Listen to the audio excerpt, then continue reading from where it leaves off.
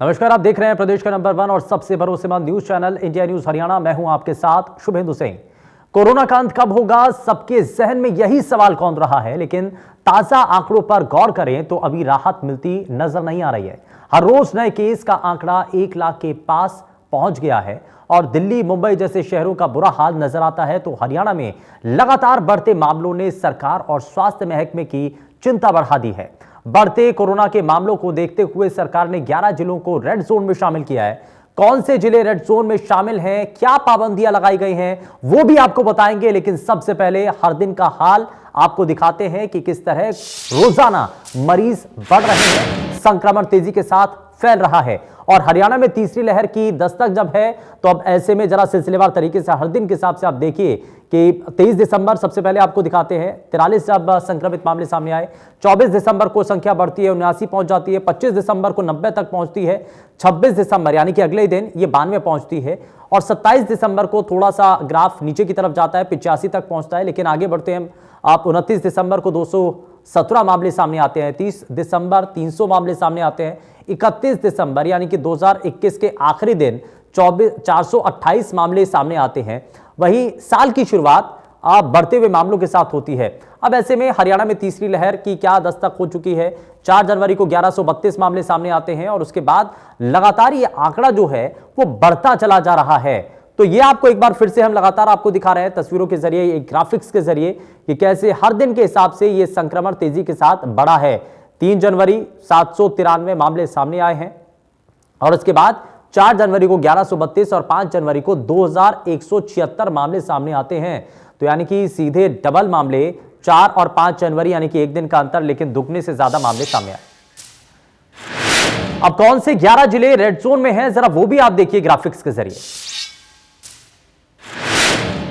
तो red zone में वो 11 जिले कौन से हैं, जरा वो भी आपको दिखाते हैं, जिन जिलों के ऊपर खतरे की घंटी है, यानी कि खतरा सबसे ज्यादा नजर आता है। तो जरा शुरुआत करते हैं। गुरुग्राम, सोनीपत, फरीदाबाद, झज्जर, पानीपत, करनाल, कुरुक्षेत्र, अंबाला, यमुनानगर, पंचकुला, रोहतक, ये वो जिले हैं जहां पर सबसे ज्यादा कोरोना के बढ़ते संक्रमण का खतरा इस वक्त नजर आ रहा है। और जाहिर तौर पर ये वो 11 जिले हैं जहां पर तेजी के साथ संक्रमण बढ़ता हुआ नजर आ रहा है। अब जरा आप ये भी देखिए कि रेड जोन के अंदर क्या क्या पाबंदियां हैं, क्या खुला है, क्या बंद है।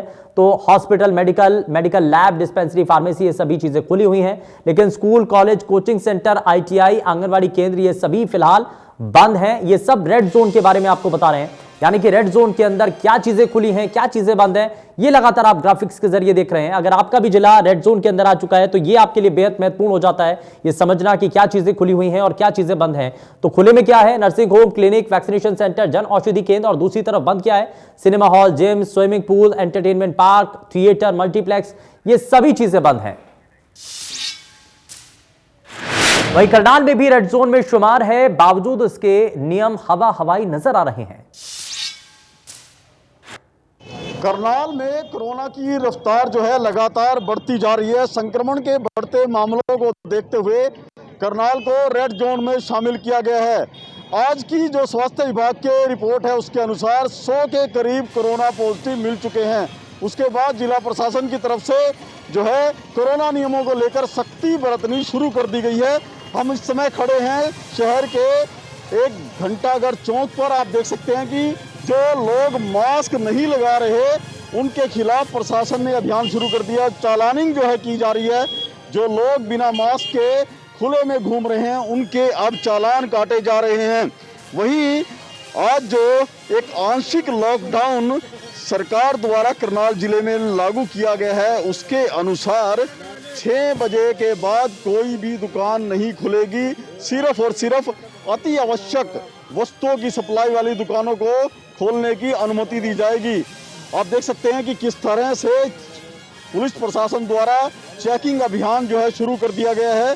वाहनों की चेकिंग की जा रही है। ऐसे लोगों को चिन्हित करके पकड़ा जा रहा है जो मास्क नहीं लगा रहे, मास्क का पालन नहीं कर रहे, उनके खिलाफ चालानिंग की जा रही है। इस समय देखिए अभी कुछ समय बाद जो है 6 बजेंगे, उसके बाद यहाँ पर जो दुकानें अभी खुली हुई हैं उनको बंद कर दिया जाएगा, क्योंकि प्रशासन ने जिस तरह के निर्देश जारी किए हैं अब जो दुकानों का समय है, बाजारों का समय है वो 6 बजे का होगा। आप देख सकते हैं लगातार जो है पुलिस की टीम यहाँ पर चालान काट रही है ऐसे लोगों को जो मास्क नहीं लगा रहे। तो प्रशासन ने सख्ती बरतनी शुरू कर दी है क्योंकि कोरोना के मामले लगातार बढ़ रहे थे। करनाल से Mahendra Singh, India news Haryana. Cyber city Gurugram का हाल भी आपको दिखाते हैं कि किस तरह बसें खचाखच भर करके यहाँ चल रही हैं। लगातार बढ़ रहे कोरोना और ओमिक्रॉन के मामले के बाद जहां लोग अभी भी लापरवाही बरतते नजर आ रहे हैं। इस समय मैं मौजूद हूं गुरुग्राम के बस स्टैंड पे जहां लोग बिना मास्क के नजर आ रहे हैं और जिस तरीके से सरकार ने साफ तौर पे यह कहा है कि जो सार्वजनिक स्थान पे कम से कम और जो बस है उसमें कम से कम जो लोग हैं वो मौजूद हो। लेकिन इस बस के अंदर आप देख रहे हैं कि किस तरीके से जो लोग हैं वो भरे हुए हैं और लोग बिना मास्क के यहाँ नजर आ रहे हैं। तो ऐसे में कहीं ना कहीं जो लोगों की एक लापरवाही है वो कहीं ना कहीं बढ़ते हुए कोरोना के मामले और ओमिक्रॉन के मामलों को दावत देते नजर आ रहे हैं। हालांकि जिस तरीके से सरकार ने साफ तौर पे कहा है कि जिस तरीके से जो भी ट्रांसपोर्ट है उसमें आधी कैपेसिटी के साथ ही वो यहाँ सवारी करें, लेकिन गुरुग्राम के बस स्टैंड पे जो एक नज़ारा है वो देखने से बनता है। और जो ये लोग इस बस में सवार कर रहे हैं कहीं ना कहीं ये भी उन चीज़ों को तमाम बढ़ावा दे रहे हैं। जिस तरीके से सरकार ने साफ तौर पर यह ज़रूर कहा था कि क्योंकि जो बस स्टैंड है एक शहर से दूसरे शहर यहाँ लोग जाते हैं, लेकिन उसके बावजूद भी जो बस के संचालक है उनसे भी मैं बात करना चाहूँगा। किस तरीके से आप देखते हैं? बात कराएंगे वो बात ये इतनी सवारी जिस तरीके से आपने देखा कि लोग, सरकार ने भी साफ तौर पे कहा कि बस में कम से कम लोग सफर करें आधी कैपेसिटी के साथ। गाड़ी पे डाउन होगी वो उसकी सवारी लिए बोल दो ना भाई, वो पीछे गाड़ी है वो ब्रेक डाउन होगी, उस वजह से 10-12 सवारी और चढ़ गई है। नहीं, कहीं ना कहीं जिस तरीके से सीट है उससे डबल सवारी इस बस के अंदर है। हाँ जी, 10-12 सवारी ज्यादा है वो इसलिए कि बिना मास्क के भी आधी सवारी इसमें बैठे और आप किसी जिस तरीके से आप बढ़ावा दे रहे हैं। नहीं जी, मास्क की बोली और मैं लगवा देता हूँ साहब। तो कहीं ना कहीं जो बस संचालक है उनका साफ तौर पे कहीं ना कहीं एक अच्छा सा यानी कि उन्होंने एक चीज जरूर कही है कि लोगों को बढ़ावा दिया जाए, क्योंकि आप देख रहे हैं जो लोग हैं इस बस के अंदर भरे हुए हैं और ऐसे में कहीं ना कहीं उन्होंने एक एक्सक्यूज जरूर दिया है कि कुछ लोग ज्यादा चढ़े, लेकिन कहीं ना कहीं यही लोग हैं जो बढ़ते हुए कोरोना के मामलों को बढ़ावा देते नजर आ रहे हैं। गुरुग्राम से संजय राठौर, इंडिया न्यूज। तो कोरोना के बढ़ते संक्रमण को लेकर के सवाल कई हैं। सवाल ये कि पहली, दूसरी और तीसरी जो लहर आती है महामारी का आखिर अंत कब होगा। सवाल तो ये भी है कि सरकार की मजबूरी हो चुकी है, क्या पाबंदी अब जरूरी नजर आती है। सवाल ये भी है कि बढ़ते कोरोना केस के बीच लापरवाही आखिर क्यों हो रही है, क्यों लगातार लापरवाही बढ़ती जा रही है, क्यों नहीं लोगों तक ये जानकारी पहुंच पा रही है और अगर जानकारी है भी तो क्यों इसको नजरअंदाज किया जा रहा है। जरा इन्हीं सभी सवालों का जवाब तलाशने की कोशिश करते हैं, जल्दी से आगे बढ़ते हैं और आज के खास पैनल से सबसे पहले आपको मिलवा देते हैं भारतीय जनता पार्टी से प्रवक्ता वंदना पोपली हमारे साथ कार्यक्रम में जुड़ चुके हैं। वंदना जी बहुत स्वागत है। कांग्रेस पार्टी से प्रवक्ता बालमुकुंद शर्मा जी हमारे साथ कार्यक्रम में। बालमुकुंद जी बहुत स्वागत है। आप इनेलो से हमारे साथ विजेंद्र जी कार्यक्रम में जुड़ चुके हैं, बहुत स्वागत है सर आपका। और हमारे साथ फरीदाबाद ESI के deputy dean doctor AK Pandey साहब कार्यक्रम में जुड़ चुके हैं, सर बहुत स्वागत है। और हमारे साथ x nodal officer doctor Pradeep Singla हमारे साथ कार्यक्रम में जुड़ चुके हैं। प्रदीप जी बहुत स्वागत है आपका कार्यक्रम में। लेकिन शुरुआत में डॉक्टर AK पांडे साहब आपसे करना चाह रहा हूँ कि जिस तेजी के साथ बढ़ता हुआ संक्रमण आज के समय में नजर आ रहा है, कितनी बड़ी चिंता है और पहली, दूसरी लहर को हम देख चुके हैं कितनी ज़्यादा खतरनाक, घातक ये साबित हुई और अब तीसरी लहर का अंदेशा है, आहट हो चुकी है। दूसरी तरफ चुनावों की तैयारी भी है 5 राज्यों के अंदर, तो ये कहीं ऐसा तो नहीं कि बहुत बड़े खतरे के अंदर लोगों को डाल सकती है। क्या इसमें नजर आ रहा है आपको?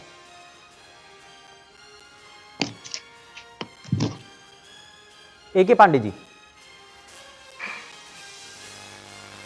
सर मुझे सुन पा रहे हैं आप? हाँ जी, बोल रहा हूँ। हाँ, मेरा सवाल सर आपसे ये है कि बढ़ता हुआ खतरा जो आज के समय में नजर आ रहा है, आगे आने वाले कुछ समय के बाद अगर हम 10 दिन बाद की या 15 दिन बाद की या 20 दिन बाद की अगर हम एक तस्वीर को, एक पिक्चर को, कोरोना के बढ़ते हुए ग्राफ को अगर इमेजिन करें तो कहां पर आप देख रहे हैं?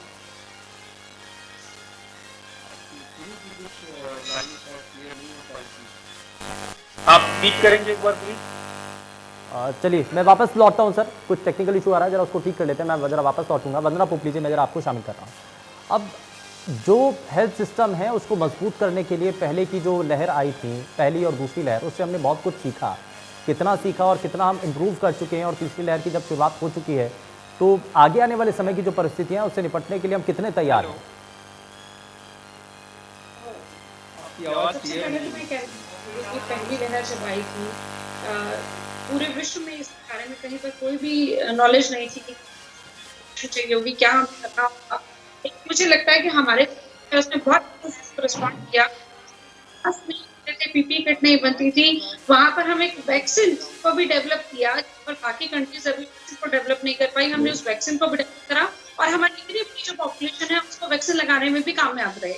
और मुझे लगता है कि जैसे जैसे हमने देखा, हमने अपने पुराने एक्सपीरियंस से सीखा। पहली लहर में देखा कि हमारे पास जो चीजों की कमी थी, हमने उसको डेवलप किया। दूसरी लहर में हमें ऑक्सीजन की कमी दिखाई दी, तो हमने ऑक्सीजन प्लांट्स लगाए।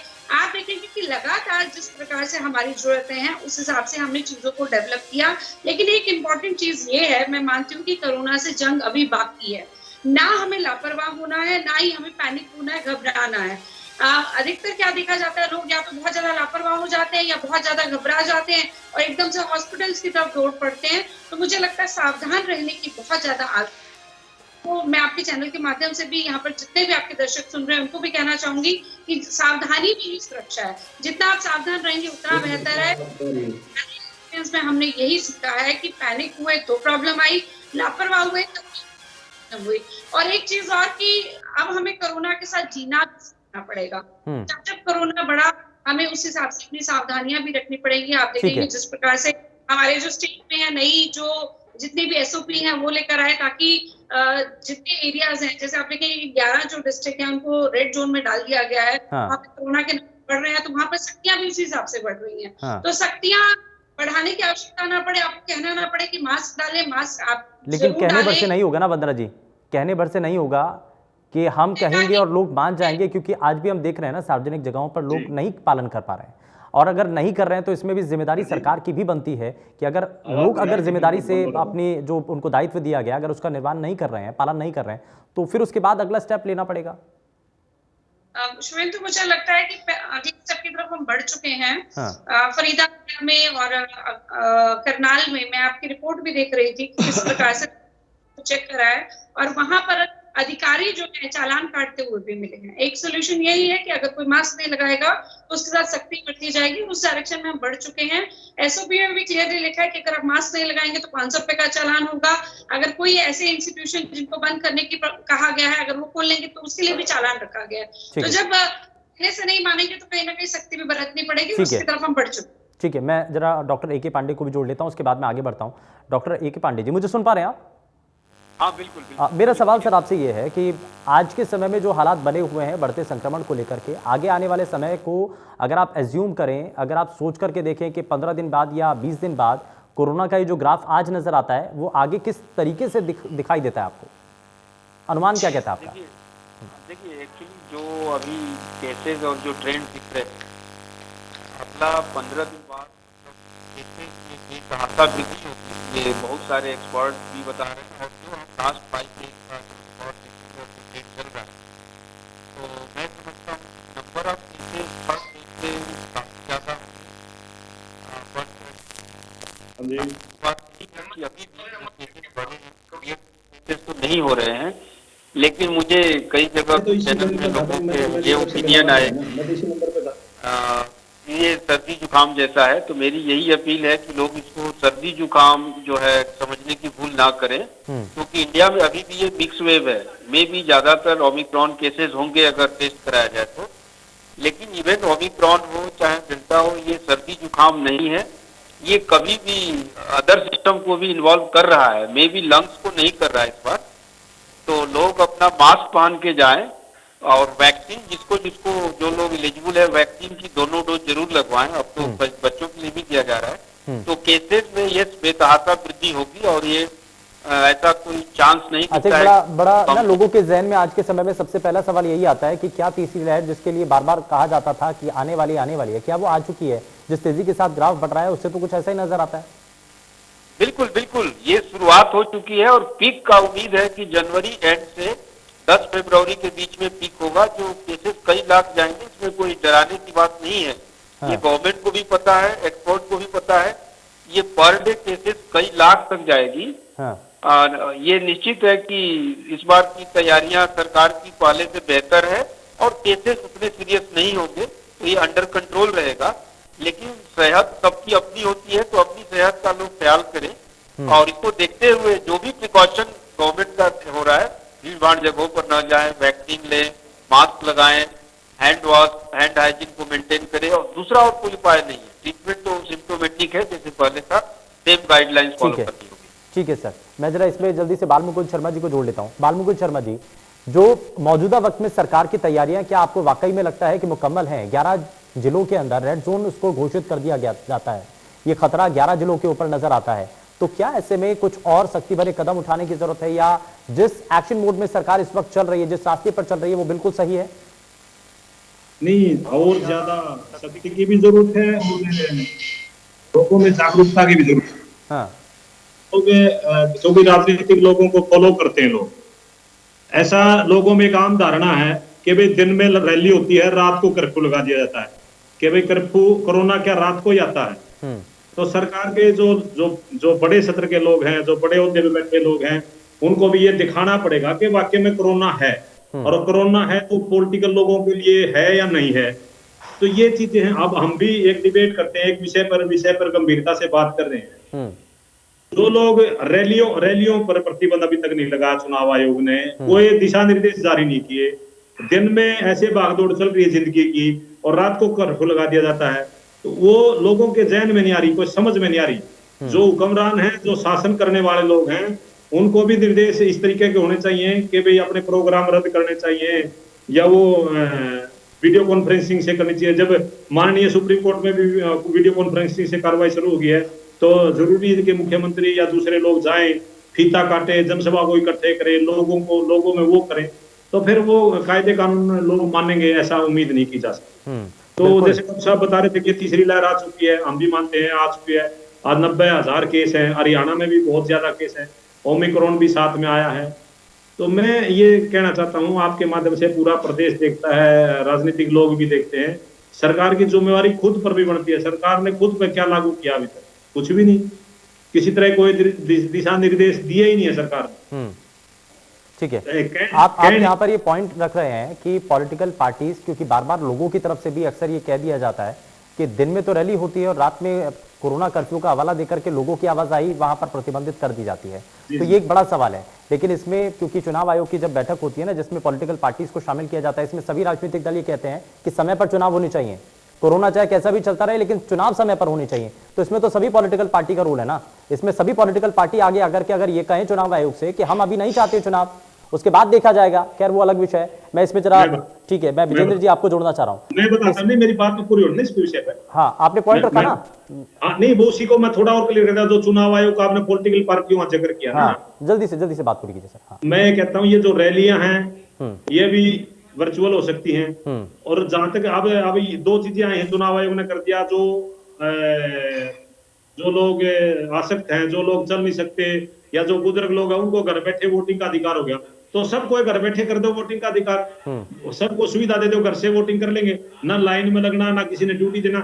जब दो धारा के लोगों को समाज में, जो लोग चल फिर नहीं सकते या जो बीमार हैं या जो अपाहिज हैं, दिव्यांग लोग हैं, उनको अधिकार, उनको कर दिया जस्टिफाई कि वो घर से वोटिंग करेंगे, और 70 साल से ऊपर के बुजुर्गों को कर दिया कि वो घर से वोटिंग कर सकते। सबको ही कर दो, ये व्यवस्था तो चुनाव आयोग को करनी है ना, सरकार उसमें संभव है? असंभव है, बिल्कुल असंभव। ये तो इधर इलेक्ट्रॉनिक जमाना, एक बात आई आप, जब यही संभव नहीं तो फिर काय की क्रांति, काय का डिजिटल युग। जब यही संभव नहीं है तो फिर हम कैसे कह सकते हैं कि हम डिजिटल युग में हम क्रांति की तरफ बढ़ रहे हैं, 21वीं सदी में जा रहे हैं, फिर तो कहने का कोई फायदा ही नहीं। चलिए ठीक है, विजेंद्र जी को जोड़ रहा हूं जरा।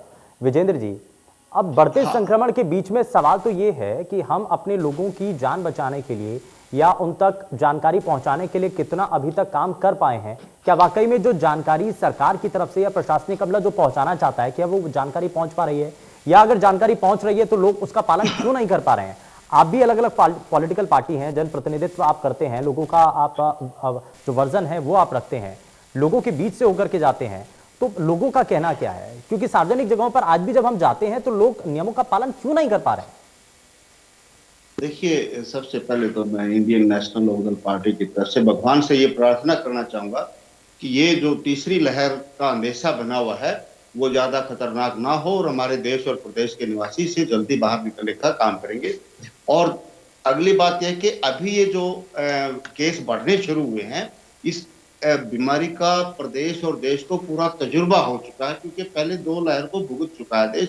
तो बहुत सारी जानकारी पब्लिक के पास भी है, सरकार के पास भी है, और जब 2 लहर में से गुजर चुका है तो मैं मानता हूं, मेरा ऐसा सोच है कि जरूर सरकार ने अपने प्रबंध किए होंगे। और जहां मीडिया के माध्यम से, आप लोगों के माध्यम से हमें पता भी लग रहा है कि ऑक्सीजन का काफी प्रबंध किया गया है, जिसकी उम्मीद है कि इस बार ऑक्सीजन की इतनी कमी नहीं आने वाली है।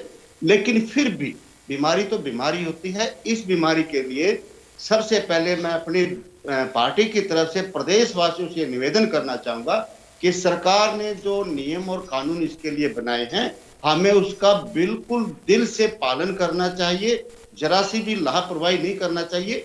ये सभी संयुक्त रूप से इससे लड़ाई लड़ेंगे, तभी हम इसको जीत पाएंगे। इसलिए सबको सरकार के द्वारा दी गई गाइडलाइंस का जो है पालन करना चाहिए। और इसके साथ साथ मैं सरकार से भी निवेदन करना चाहूंगा, इंडियन नेशनल लोकदल पार्टी पूरा निवेदन करनी चाहती है कि एक तो पहले वाले हालात पैदा ना हो, ये सबसे जरूरी है। क्योंकि तय कमी ना भी हो, यदि अफवाहें फैल जाती हैं तो फिर उसमें बहुत बड़ा बवंडर बन जाता है। किसी को दाखिला नहीं मिलेगा, गैस नहीं मिलेगी, बेड नहीं मिलेगा। इस तरह की किसी भी प्रकार की अफवाह पैदा ना होने दें। और सरकार की तरफ से हमेशा ये स्टेटमेंट आना चाहिए कि किसी प्रकार की कोई कमी नहीं है और हर प्रकार की सुविधा दी जाएंगी। बेडों लेकिन वो जमीन पर भी होनी चाहिए, बशर्ते वो जमीन पर भी होनी चाहिए, है ना? हाँ, वो जमीन पर भी होनी चाहिए, जमीन पर भी होनी चाहिए। अफवाहों को रोकना सरकार की प्राथमिकता होती है। अफवाहें भी ज्यादा माहौल को खराब करती हैं। और दूसरी बात देखो, हमें जीवन भी चाहिए, जिंदगी भी चाहिए, और जिंदगी चलनी भी चाहिए। सबसे प्रथम कार्य है जिंदगी चाहिए।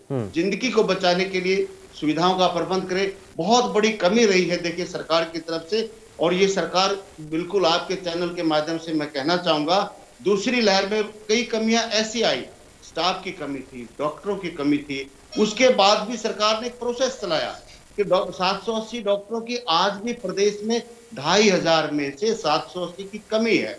और सभी ने अंदेशा जता रखा था कि तीसरी लहर आने वाली है। फिर भी वो प्रोसेस आज तक सरकार पूरा नहीं कर पाई है। पैरा मेडिकल स्टाफ की कितनी कमी है, वो आज तक पूरा नहीं कर पाई है। जब तक स्टाफ ही नहीं होगा, सेंटर आपने बना दिए, वेंटिलेटर आपने लगा दिए, लेकिन ऑपरेटर तो है ही नहीं। ऑपरेटर तो लेकर के नहीं आए। विदाउट ऑपरेटर वो सेंटर कैसे काम करेगा? बड़ा वाजिब सवाल है। समय रहते सरकार को इन चीजों का भी तुरंत प्रभाव इस पर मैं जवाब लूंगा, ठीक है, इस पर मैं जवाब लूंगा। लेकिन उससे पहले मैं जरा प्रदीप जी को शामिल कर लेता हूँ। प्रदीप जी, ग्राउंड जीरो पर ना लोगों को जागरूक करने के लिए और साथ ही साथ वैक्सीनेशन के इस अभियान को तेजी के साथ बढ़ाने के लिए, क्योंकि तीसरी लहर की जब दस्तक है तो ऐसे में सबसे ज्यादा और सबसे पहले लोगों को प्रभावी तौर पर वैक्सीनेट करना बहुत ज्यादा जरूरी है। अब इस प्रोसेस को आप कितना देख रहे हैं और क्या इस वक्त सबसे बड़ी चुनौती है प्रशासनिक अमले के सामने? देखिए, वैक्सीनेशन जब स्टार्ट हुआ था तो उस वक्त लोगों के दिलों में बहुत किस्म के संशय थे, शक थे, वैक्सीनेशन इतनी जल्दी आ गई है तो क्या इसके कोई साइड इफेक्ट्स होंगे, कोई लॉन्ग टर्म साइड इफेक्ट्स होंगे। तो लेकिन उसके बाद जब सेकंड वेव आई तो सेकंड वेव के बाद जो है वैक्सीनेशन के कार्यक्रम के अंदर बहुत तेजी आई और बहुत लोगों ने जो है वैक्सीनेशन करवाया। और अक्टूबर के अंत तक आते आते लगभग 80 से 85% लोगों ने जो है वैक्सीनेशन करवा दिया था। ये जो 15 से 20% लोग जो बच गए थे, इनमें से बहुत सारे लोग वो थे जो किसी न किसी कारण से जो है वैक्सीनेशन नहीं करवाना चाहते थे या जिनके दिमाग में अभी तक भी समस्या बचे हुए थे। अभी पिछले दिनों जो है 10 दिन पहले जो हमारे जो है गृह मंत्री जी ने जो एक जो है स्टेटमेंट दी और उसमें जो है उस स्टेटमेंट के बाद जो है लोगों में फिर से एक बार वैक्सीनेशन के अंदर जो है ध्यान में तेजी आई। तो अभी जो है स्थिति यह है कि हरियाणा के अंदर कम से कम जो है मैक्सिमम लोग जो है वैक्सीनेशन करवा चुके हैं। अभी लेटेस्ट आंकड़ा जो है जैसे पहली डोज जो है 99% लोगों को लग चुकी है और दूसरी डोज जो है वो भी 70% लोगों को लग चुकी है। और अभी 15 से 18 का जो एज ग्रुप का जो वैक्सीनेशन का कार्यक्रम शुरू है, ठीक है, जनवरी। इसमें मैं सर एक सवाल और जोड़ देता हूँ, जो कि इस पैनल के बीच से एक सवाल उठा था सर प्रदीप जी, एक सवाल उठा था कि स्टाफ की कमी, क्या आपको भी महसूस होता है कि कुछ हद तक स्टाफ की कमी नजर आती है? और इतनी बड़ी जनसंख्या को अगर वैक्सीनेट करना है तो अगर स्टाफ ज्यादा होगा तो बहुत तेजी के साथ और प्रभावी तरीके से वैक्सीनेशन का इस प्रोसेस को तेजी के साथ बढ़ाया जा सकेगा? निश्चित तौर पर, क्योंकि हमारे पास जो स्टाफ है वो स्टाफ सारा जो है जो इस महामारी के आने से पहले जो हमारी रूटीन की गतिविधियां थी इसके लिए था। अब ये महामारी जो है जो अपने आप में एक बहुत बड़ा एक जो है एक बोझ जैसा जो है हमारे जो है खासतौर स्वास्थ्य कर्मियों के ऊपर आया है और बहुत अतिरिक्त काम उनको करना पड़ रहा है, तो उसमें निश्चित तौर पर जो स्टाफ जो है बहुत ज्यादा ओवरबर्डेड है। जैसे उनको हम रविवार को भी बुला रहे हैं, उनकी जो है गस्ती हॉलीडेज से भी उनको जो है बुला रहे हैं वैक्सीनेशन के लिए। दिन रात जो है वो लोग काम कर रहे हैं, अभी केसेस आ रहे हैं तो उनके प्राइमरी कॉन्टेक्ट ट्रेस करना तो निश्चित रूप बहुत ज्यादा है और स्टाफ अगर ज्यादा है तो उसमें मदद मिलेगी। स्टाफ की कमी तो नजर आती है वंदना जी, लेकिन स्टाफ की कमी ये पहली लहर से लेकर के दूसरी लहर और अब तीसरी लहर की जब शुरुआत हो चुकी है तो तब तक ये स्टाफ की कमी कब दूर होगी? शुभेंदु जी, मैं एक एक बात का जवाब देना चाहूंगी, होपफुली आप मुझे पूरा समय देंगे। सबसे पहले बाल जी ने कहा कि नाइट कर्फ्यू क्यों लगाया गया, उन्होंने उस पर प्रश्न उठाया। मुझे लगता है कि कांग्रेस के जो प्रवक्ता हैं वो कहीं ना कहीं वैज्ञानिक या एक्सपर्ट का रोल अदा कर रहे हैं। आप देखेंगे कि लगातार ये बात की गई, जो भी स्टेप लिए गए हैं सरकार के द्वारा उनका इम्पैक्ट बहुत ज्यादा रहा है। नाइट कर्फ्यू सबसे पहला स्टेप इसलिए होता है कि जब लगता है कि नाइट कर्फ्यू लगा दिया तो लोग लेट नाइट तक बाहर नहीं निकलते, वो फर्स्ट स्टेप होता है। और वैज्ञानिक और जितने भी डॉक्टर्स हैं उन्होंने इस चीज को माना है कि वो इफेक्टिव रहा है। दूसरी बात उन्होंने यहाँ पर कहा है, उन्होंने रैली की भी बात की, उन्होंने और बहुत सारे प्रश्न यहाँ पर उठाए, तो मुझे लगता है ये सभी पार्टीज की तरफ से होना चाहिए। लेकिन फिर भी डिजिटल रैली है उसके लिए सबसे पहले प्रस्ताव हमारी तरफ से आया। अगर उत्तर प्रदेश में कुछ रैली कैंसिल करनी थी तो वो हमने की, लेकिन एक सबसे कि उत्तर प्रदेश में, पंजाब में इलेक्शन है तो वहां पर रैली हो रही है, जरूर उस पर भी कंट्रोल होना चाहिए। लेकिन जयपुर कौन सा इलेक्शन था जहां पर सबसे पहले रैली, उसका जवाब मुझे ये जरूर दें।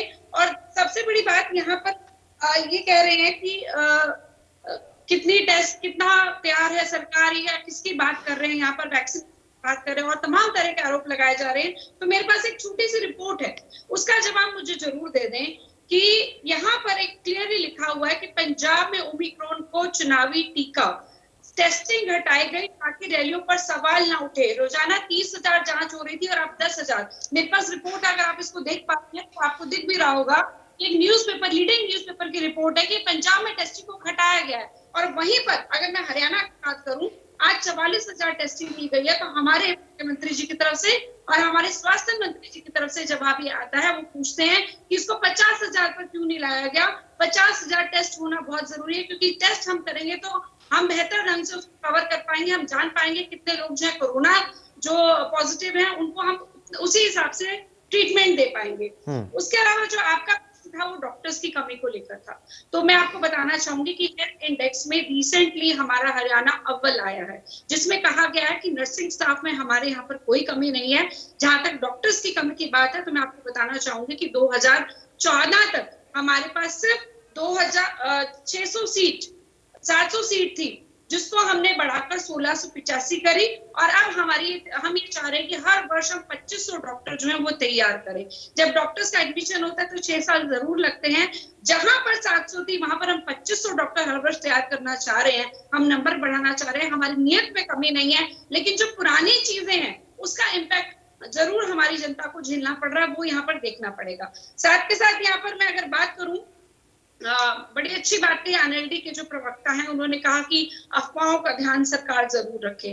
बिल्कुल, अफवाहों का बहुत बड़ा नुकसान जो है वो जनता को मिलता है, जनता को पड़ता है। उसका एक कारण भी है, क्या कहा गया कि मोदी की वैक्सीन है, मोदी वेरिएंट है, बीजेपी वेरिएंट है, इस तरह की जो अफवाहें उड़ाई गई उसका नुकसान किसको हुआ? कहा ये इस वैक्सीन को मत लगाओ, ये हो जाएगा, वो हो जाएगा। और अब क्या कहा जा रहा है कि इसकी सबसे ज्यादा आवश्यकता है। जब हमने स्कूल बंद किए तो सबसे पहले शोर यही मचाते कि स्कूल क्यों बंद कर दिए, स्कूल खोल देते हैं तो भी ये शोर मचाते। तो इनको राजनीति करनी है, लेकिन मुझे लगता है मेरी सरकार जो है बहुत अच्छे से काम कर रही है। जहां पर हमें लगता है, अगर आप देखेंगे तो अनिल विज जी ने मोबाइल वैन्स के बारे में उन्होंने कहा कि हर एक डिस्ट्रिक्ट में 2-2 मोबाइल वैन होनी चाहिए। पिछली लहर के समय में एक मोबाइल, एक किट भेजी गई थी। जो भी इतना लोगों के मन में, वंदना जी, लोगों के मन में एक बड़ा सवाल यह है कि क्या आगे लॉकडाउन लगने जा रहा है, क्या और भी ज्यादा सख्ती करने जा रहे हैं? क्योंकि जब गृह मंत्री और स्वास्थ्य मंत्री के द्वारा ये स्पष्ट कर दिया जाता है कि अगर समय आया तो हम इसमें कोई भी गुरेज नहीं करेंगे कोई बड़ा डिसीजन लेने के लिए, तो अब इस बात के संकेत क्या माने जाएं? क्योंकि जिस तेजी के साथ संक्रमण बढ़ रहा है, तो क्या लॉकडाउन की तरफ आगे प्रदेश जा रहा है? मुझे लगता है कि ये जो लॉकडाउन की तरफ हम नहीं बढ़े वो हमारे हाथ में है, वो सबसे आखिरी कदम है। हाँ। जब स्थितियां बिल्कुल बाहर हो जाएंगी तब वो आखिरी कदम है, और उससे बचने का तरीका एक यही है कि हम अपना ध्यान मास्क लगाकर रखें, सोशल डिस्टेंसिंग रखें, और उसके अलावा हम अपने सैनिटाइज करते रहे, वो इम्पोर्टेंट है। अगर हम ऐसा करते रहेंगे तो मुझे नहीं लगता हम लॉकडाउन की तरफ जा सकते हैं। तमाम सख्तियां की जा रही हैं, तमाम तरह की जो गाइडलाइंस है वो दी जा रही हैं, अगर लोग इसको फॉलो करेंगे। मैं तो यहाँ पर जितने भी पैनलिस्ट बैठे हैं उनको भी कहूंगी कि वो यहाँ से आपके चैनल के माध्यम से लोगों को कहें कि वो इन सब चीजों को फॉलो करें। हाँ ठीक है, ठीक है। मैं जरा बाल मुकुंद जी से जरा जल्दी से एक काउंटर रिएक्शन ले लेता हूँ। बाल मुकुंद जी, पंजाब में जहाँ पर कांग्रेस पार्टी की सरकार है वहां पर टेस्टिंग कम करके ये दिखाने की कोशिश की स्थिति सब कुछ माकूल है, बिल्कुल ठीक है, ताकि किसी भी तरीके से सवाल ना उठे। नहीं, ये देखो आरोप प्रत्यारोप का समय नहीं है। हाँ। अगर वहां केसेस कम दिखाने की कोशिश की जाए, इनकी बात मान लेते हैं, तो वो तो सारा सिस्टम है, 2 दिन में 4 दिन में फिर आगे आएगा। लोग तो कोरोना टेस्टिंग तो खुद ही जाना है लोगों को, जिसको खांसी जुकाम खेर कुछ भी होगा, इस तरीके के लक्षण आएंगे तो खुद ही हॉस्पिटल में जाएगा। इसमें दिखाने ना दिखाने की बात कहां से आती है? मैं ये कहता हूँ ये एक महामारी है, ये कोई राष्ट्रीय आपदा भी नहीं है, ये तो पूरी अंतरराष्ट्रीय आपदा है, ग्लोबल पूरे विश्व में एक बीमारी है। इसमें छुपाने की दबाने की कोई बात नहीं है। अब इन्होंने पीछे कहा, सरकारों ने, भाजपा के लोगों ने, कि ऑक्सीजन की कमी से कोई नहीं मरा, तो ये कितनी बड़ा ब्लंडर है, कितना बड़ा मिस्टेक है, कितना बड़ी झूठ है। राजनीतिक लोगों से उम्मीद की जाती है कि वो सब सच बोले और लोग फॉलो करते हैं। हमारे अनुयायी हैं, जो राजनीति में लोग आ जाते हैं, जो विधायक भी कोई बन जाता है उसको भी फॉलो करने लग जाते हैं, उससे सीखते हैं लोग। देश के प्रधानमंत्री से लेकर के गृह मंत्री, मुख्यमंत्री कहते हैं ऑक्सीजन से एक भी नहीं आदमी मरा, तो इससे बड़ा मजाक क्या होगा फिर जनता के साथ? लाशों की तो लाइनें लग रही थी, लोग अपने पितरदान नहीं कर पाए। हम ये चीजें ठीक नहीं है। किसी की भी सरकार हो, जनता पहले है, क्योंकि जनतंत्र का मतलब यही है, जनता पहले, प्रथम जनता है। और आपको पता है, हमें पता है, सब लोगों को पता है, पता नहीं भाजपा के लोगों को क्यों नहीं पता। ये एक महामारी है, ये किसी को भी हो सकती है, इसमें छुपाने जैसी कोई बात ही नहीं है। अगर पंजाब में केस नहीं है तो नहीं है, और हरियाणा में आप 11 जिले बता रहे हो, 11 में ज्यादा है, बाकी में कम है, इसमें छुपाने वाली बात ही नहीं।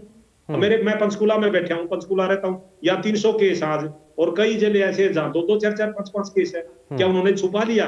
कैथल में नहीं है, कम केस है, जींद में कम केस है। वंदना जी कह रही है कि टेस्टिंग कम की जा रही है, छुपाया नहीं जा रहा है, टेस्टिंग कम की जा रही है। मैं कहता हूँ वंदना जी को ये पता होना चाहिए, पूरा का पूरा जो सारा हिंदुस्तान में सिस्टम एक है आज की डेट में, जो टेस्टिंग है कोई हम अलग नहीं कर रहे, ना ये कि हमारे ऊपर बोझ पड़ रहा है, केंद्र सरकार भी सबको पैसा दे रही है। ये तो WHO ने गाइडलाइन तय कर रखी, उसके हिसाब से टेस्टिंग हो रही है। अगर ऐसा कोई आदमी है वंदना जी के पास कि जिसको खांसी खेर जुकाम हुआ है और वो पंजाब के किसी हॉस्पिटल में गया और उसको हमने टेस्ट नहीं किया हो, या तो कोई 10-20 आदमी बताएं, टीवी पर नाम दे दे उनके, हम इनकी बात से ठीक है, मैं इस पर काउंटर रिएक्शन लूंगा बाद में, लेकिन जरा मैं जल्दी से इसमें आप भी तो समझदार हो ना, आपका चैनल है, एक बार मेरी बात सुनो, आपका चैनल राष्ट्रीय चैनल है, हरियाणा में भी कवर करता है, पंजाब में भी, सेम डिबेट पंजाब में भी करवाते हो आप, इसी टाइम करवाते हो, तो आप ही पता कर लीजिए पंजाब में टेस्टिंग कम हो रही है क्या? नहीं तो हम तो सर हमें टेस्ट नहीं, वो तो आरोप लगाया जा रहा है, आप तो इसमें खड़ रहे हैं, ये तो आरोप लगाया जा रहा है, मैं तो उस पर जवाब ले रहा हूँ आपसे। लोगों को आप तो नाराज हो गए। वंदना जी इनके बारे में मैं एक बात बताना चाहता हूँ। ये जब बहुत दूसरी महामारी की लहर थी, कुछ हमारे लोगों को वहां जरूरत थी, रेवाड़ी में, तो हमने इनको फोन किया, इन्होंने उन लोगों को मदद भी की। अभी अगर इनसे कोई पूछे इन्होंने हमारे को कहा, तो हमने इनके लोगों की मदद की, हमने मुख्यमंत्री को जाकर के 40 सहयोग है ना, यही तो पॉलिटिकल पार्टी से ऊपर उठ करके ना, इसीलिए तो मैं कह रहा हूँ कि इस मंच पर जितने लोग बैठे हुए हैं ना, जितने पैनलिस्ट हैं, वो एक दूसरे का सहयोग करें और आगे बढ़ करके लोगों की मदद करना। अल्टीमेटली ध्येय तो यही है ना कि लोगों को हम बचा सकें। इसलिए वही बाल मुकुंद जी, वही मैं कहना चाह रहा हूँ। ठीक है, इसमें मैं जरा AK पांडे साहब को भी जोड़ लेता हूँ, उसके बाद मैं विजेंद्र जी आपके पास आता हूँ। पांडे साहब जरा इसमें एक चीज तो बताइए कि बहुत सारे लोगों के मन में एक बड़ा सवाल ये है कि डेल्टा प्लस वेरिएंट को आगे क्रॉस करके अगर ओमिक्रॉन आ रहा है तो क्या ये रिप्लेस हो रहा है? क्योंकि बहुत सारे लोगों के मन में सवाल ये भी है कि मोर्टेलिटी ओमिक्रॉन में कम है, और अगर ओमिक्रॉन में सब कुछ कन्वर्ट हो जाता है तो ये बहुत राहत भरी बात भी मानी जा सकती है।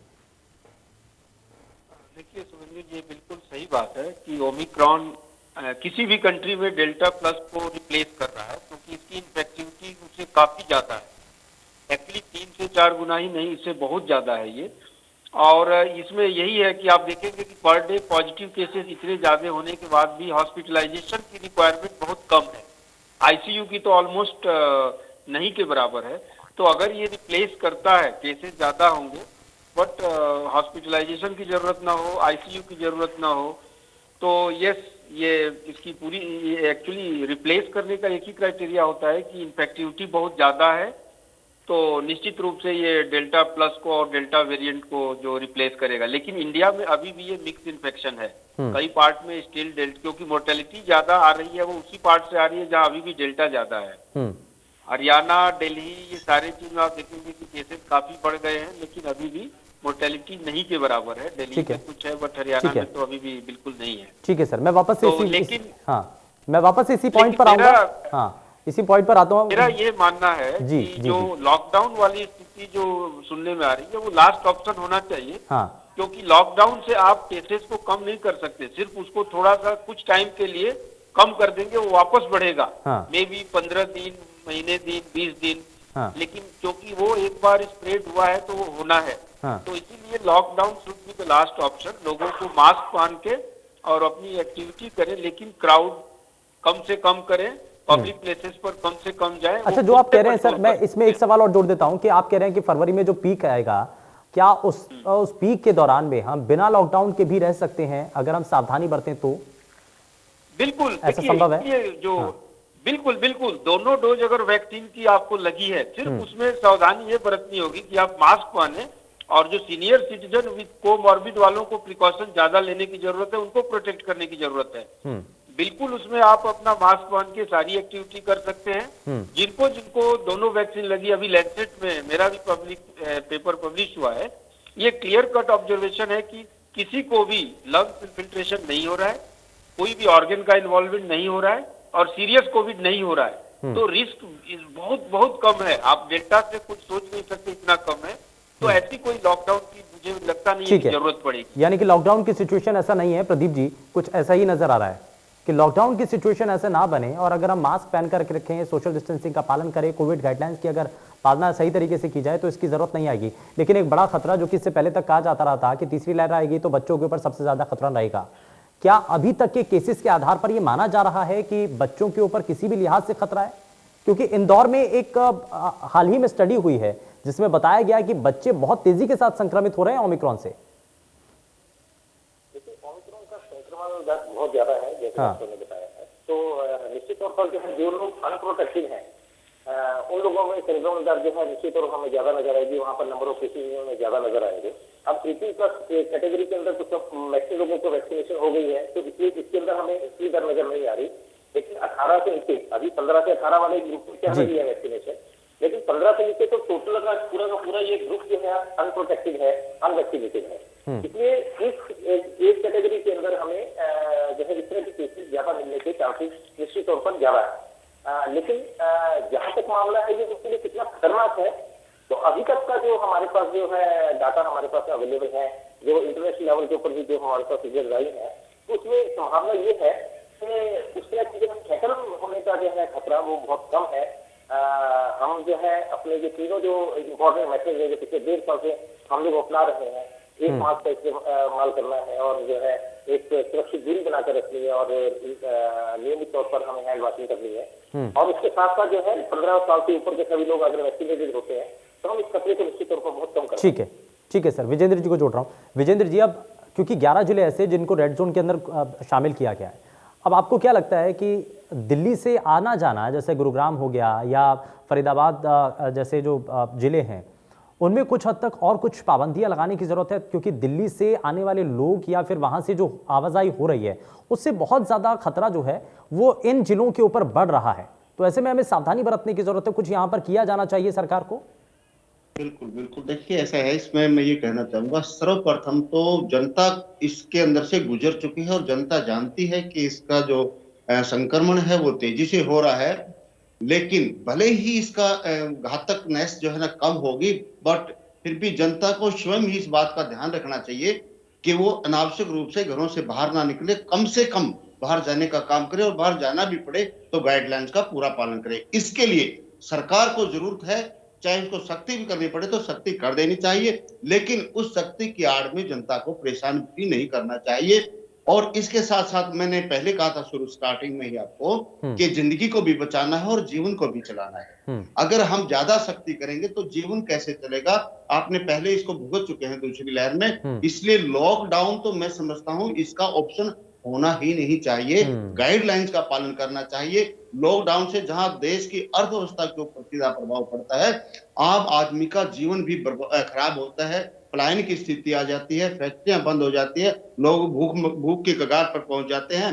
हाँ, इतना एक बात और मैं कहना चाहूंगा आपके इस चैनल के माध्यम से, इंडियन नेशनल लोकदल पार्टी इस समय में सरकार के साथ खड़ी है। जहां हमारी जिस प्रकार से जरूरत चाहे हम उसके लिए साथ है, पहले भी साथ रहे, आगे भी साथ रहेंगे। लेकिन दूसरी लहर के दौरान सरकार की काफी कमियां उजागर हुई थी, बहुत सारी कमियां रही थी, ये माने चाहे न माने। अब इसके लिए कितनी तैयारी की गई है वो तो समय बताएगा, लेकिन हम समझते हैं कि जरूर सरकार ने उससे और इसमें सभी राजनीतिक दलों को इसी में और बिल्कुल सरकार लोगों से भी आपके चैनल के माध्यम से हरियाणा प्रदेश के निवासियों से मैं ये पुनः निवेदन करना चाहूंगा कि अनावश्यक रूप से बाहर ना निकले और चिंता ना करें बिल्कुल, क्योंकि इसका म्यूटेशन काफी कम है, लेकिन चिंतन अवश्य करें। घबराने की जरूरत नहीं है, आपको सिर्फ सावधानी बरतने की जरूरत है। और बहुत अच्छी बात आपने विजेंद्र जी कही है कि सभी राजनीतिक दलों को एक साथ आने की जरूरत है, इसमें जनता के हित के लिए सोचने की जरूरत है। लेकिन वंदना जी, मैं जरा जल्दी से आपका आगे का विजन समझना चाह रहा हूं। सरकार का आगे का विजन क्या है? कैसे बढ़ते हुए संक्रमण को टैकल करने के लिए सरकार विचार कर रही है? जरा प्रदेश की जनता को भी तो पता चले कि मौजूदा वक्त में सरकार किस रास्ते पर आगे बढ़ना चाहती है और आगे क्या करने की सोच रही है। देखिए शुभेंदु, मुझे लगता है कि हमने पुराने एक्सपीरियंस से बहुत कुछ सीखा है और हम उसी डायरेक्शन में हैं कि हमने जो सीखा है उसको लेकर आगे बढ़े और साथ में अगर कोई नए खतरे आते हैं तो उसके लिए भी हम तैयार रहें। आपने देखा, अभी आप जिक्र कर रहे थे कि जो बच्चे हैं उनको खतरा ज्यादा है, ये हमने भी समझा है, लेकिन जब तक हमारे वैज्ञानिक बिल्कुल छोटे बच्चों के लिए वैक्सीन अप्रूव नहीं कर देते तब तक हम उनको नहीं लगवा सकते। लेकिन 15 से 18 साल तक के लिए जो बच्चे हैं उनको हमने वैक्सीन लगवानी शुरू करी है। साथ के साथ हमने कोशिश की है कि जो ये वैक्सीनेशन के कैंप है वो स्कूलों में ही लगे, बच्चों को और कहीं ना जाना पड़े, वो अपने स्कूलों में जाएं और वैक्सीन लगवा कर वो अपने घर को चले जाएं और जितना कम है वो बाहर निकले। उसके लिए सबसे पहला कदम यही था कि हमने स्कूल को बंद किया। लेकिन एक और बात भी है, जिस तरह से मोबाइल वैन की अभी मैं जिक्र कर रही थी, मोबाइल वैन में सभी तरह की फैसिलिटी रखी गई है ताकि अगर कोई व्यक्ति हॉस्पिटल नहीं पहुंच पाता, आप देखेंगे किस प्रकार दूसरी लहर के समय पैनिक हुआ था कि हॉस्पिटल में बेड नहीं मिल रहा और जो बीमार नहीं थे वो भी जाकर कोशिश कर रहे थे कि हम इनिशियल स्टेज पर जाकर कोशिश कर रहे थे कि हम पहुंच जाएं। तो एक घबराहट ज्यादा फैलाई गई बजाय, जबकि इतनी आवश्यकता नहीं थी। तो उसका एक ऑप्शन यही था कि मोबाइल वैन जो है वो अवेलेबल कराई जाएं। आप देखेंगे बहुत जल्दी, क्योंकि अनिल विज जी ने कह दिया आज, तो तकरीबन 45 के करीब मोबाइल वैन जो हैं वो हमारे हरियाणा में आ रही हैं, जिसमें फुल एक्टिव होंगी, जो लोगों के घरों तक भी जाएंगी। इसके अलावा जितने भी सेंटर्स हैं वहां पे लगातार वहां पर जाया जाएगा, देखा जाएगा कि वहां पर स्थिति किस प्रकार है, सब तरह की फैसिलिटी है या नहीं। तमाम तरह के जो निर्देश हैं, चाहे डीसी हैं चाहे सीएमओ हैं, सभी तरह के निर्देश जो हैं वो दे दिए गए हैं। लेकिन एक सबसे बड़ी बात, कोरोना के साथ हमें जीना सीखना पड़ेगा। अगर जिस तरह से कोरोना का संक्रमण बढ़ेगा वैसे वैसे सावधानियां भी बढ़ानी पड़ेगी। अगर हमने सावधानियों को कर लिया किसी तरह से मैनेज, कि हम घबराए नहीं और लापरवाह नहीं हुए, तो हम इसके साथ जरूर पैचअप कर लेंगे, हम इसके हिसाब से चले जाएंगे। कोरोना हमारे को इतना ज्यादा इफेक्ट नहीं करेगा। ठीक है बाल मुकुंद जी, अब जरा इस पर मैं बात कर लेता हूं, क्योंकि अब शाम 6 बजे के बाद से दुकानें बंद कर दी गई रेड जोन के अंदर। क्या आपको लगता है कि इसमें कुछ और, क्योंकि और भी कुछ विकल्प हो सकते हैं, जैसे कि एक तरफ की दुकानें खुलें एक दिन और दूसरी तरफ की दुकानें दूसरे दिन खुलें, आप कुछ इस तरीके के विकल्प या कोई और सुझाव आपके मन में हो जो सरकार तक पहुंचाना चाहते हो? हाँ देखिए, अब तो क्योंकि कोविड को पिछले 2 साल से हम इससे हमारा सामना हो रहा है, सरकारों का भी लोगों का भी अनुभव बढ़ा है। ये आपने बिल्कुल ठीक कहा, जैसे 50% स्टाफ ऑफिसों में कर दिया जाए, OD1 का फार्मूला लागू कर दिया जाए, और जो कैपेसिटी है जैसे शादियों में 50 लोगों को साथ 20 लोगों के साथ, सब कुछ पहले की तरह, पहले वो चीजें अपनानी चाहिए जो अभी भी अपनाई नहीं जा रही। शादियों में 100 आदमी है, 50 करने चाहिए। इसी तरह मृत्यु पर में 20-25 आदमियों को, मतलब गाइडलाइन जारी करनी चाहिए, OD1 कर देना चाहिए, 50% स्टाफ के साथ काम करना चाहिए। बच्चों की स्कूलों की छुट्टी हो ही रखी है, तो वो जो सरकार ने लॉकडाउन की स्थिति आने की गुंजाइश कम हो, इसलिए पहले सारे नियम लागू कर देने चाहिए। अभी भी सरकार इंतजार करिए, सरकार वाई पता नहीं क्यों लुटती है कि हमने कुछ नहीं किया, कोई पाबंदी नहीं लगाई। एक सरकार का मंत्री कहता है नाइट कर्फ्यू लगा दिया, ये दुष्यंत सिंह आगे कहता है नहीं कोई कर्फ्यू शब्द नहीं है उसमें, केवल पाबंदियां लगाई है। कर्फ्यू का मतलब भी पाबंदियां होती है। बहुत पहले कर्फ्यू का मतलब सेना होती थी, कर्फ्यू लग गया यानी कि सेना आ गई। अब भी कर्फ्यू का मतलब है आवाजाही कम होगी, आवाजाही बंद कर दी, तो कर्फ्यू ही है वो। ठीक है, शब्दों के हेरफेर में सरकार को नहीं हो सकती। ठीक है, ठीक है। ये रिस्ट्रिक्शन जो लगानी, ये दिन रात में बंटवारा नहीं होना चाहिए। ठीक है, वो कोरोना को रात को मैं जरा जल्दी से AK पांडे साहब को भी जरा जल्दी से जोड़ लेता हूं, बहुत कम समय है। AK पांडे जी, AK पांडे जी, ठीक है। अब लोगों के मन में, क्योंकि 15 से 18 साल के बच्चों को वैक्सीनेशन के साथ जोड़ा जा रहा है, तो अब लोगों के मन में, क्योंकि हाल ही में एक ऐसी गाइडलाइन भी सामने आई है जिसमें यह बताया गया है कि पैरासीटामोल या कोई भी ऐसी जो बुखार आने वाली जो दवाइयां होती हैं, वो मेडिसिन लेने की कोई जरूरत नहीं है। इस पर क्या क्लैरिफिकेशन देना चाहेंगे सर, क्या कहना चाहते हैं इस पर? असल मायने में लोगों को जानकारी सही लिहाज में पहुंचे, जरा इस पर बताइए सर। देखिए, ये बिल्कुल सही है। ये जो बच्चों के लिए जो वैक्सीन दी जा रही है, जो गवर्नमेंट ने अप्रूव किया है कोवैक्सीन, ऐसा कोई साइड इफेक्ट देखने को मिला नहीं। हमारे यहाँ भी वैक्सीनेशन के लिए बच्चे आ रहे हैं, बीके हॉस्पिटल में भी या और जगहों से भी इनपुट्स आते हैं। तो अगर माइल्ड फीवर होता भी है तो वो नेक्स्ट डे उसके बाद नहीं जाता है, तो कोई मेडिसिन की बहुत जरूरत है नहीं। तो ये बहुत सेफ वैक्सीन है और मैं यही अपील करूंगा पेरेंट्स से कि वो बच्चों को बिल्कुल वैक्सीनेट करवाएं, क्योंकि इसका और कोई उपाय नहीं है। कोविड का एक प्रिवेंशन, ठीक है सर, के सिवा कोई आपके पास ट्रीटमेंट नहीं है, तो सभी बच्चों को बेझिझक वैक्सीनेट करवाएं। ठीक है, यानी कि ये 15 से 18 साल आयु वर्ग के जो बच्चे हैं उनके लिए खास हिदायतें हैं। बहुत शुक्रिया, माफी के साथ रोक रहा हूं, समय थोड़ा सा कम है। बहुत शुक्रिया सभी खास मेहमानों का कार्यक्रम में शामिल होने के लिए। सर माफी के साथ रोक रहा हूं, लेकिन बड़ा सवाल यही है कि बढ़ते संक्रमण को रोकने के लिए आपकी जो भूमिका है, क्या वाकई में जनता के द्वारा निभाई जा रही है, और अगर नहीं तो उसमें आने वाले समय के लिए आपको कोशिशें करने की बहुत ज्यादा जरूरत है, तभी आप बढ़ते संक्रमण से बच पाएंगे। पेशकश में फिलहाल के लिए बस इतना ही। नमस्कार।